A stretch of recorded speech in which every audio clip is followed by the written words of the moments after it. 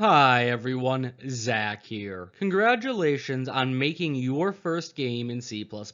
In this section, we will make our next game, Hangman. To make this game, you will have to learn some more C++ concepts. We will cover arrays, look further into loops, explore reading in data, that is, getting data from external files, and switch statements. These topics will allow us to make our first iteration of the Hangman game. You can see this code in an earlier video I uploaded. However, please note that this video has some errors in the code, and we will be addressing those errors in this version of the game. Once we have made our first iteration of Hangman, we will explore some other concepts to make the game more efficient and easier to read, write, and debug. We will explore functions, including arguments, returns, and function prototypes. In addition, we will explore variable scoping and the difference between pass-by value and pass-by reference. I look forward to seeing you in the lessons for this section and hope that you have a wonderful day.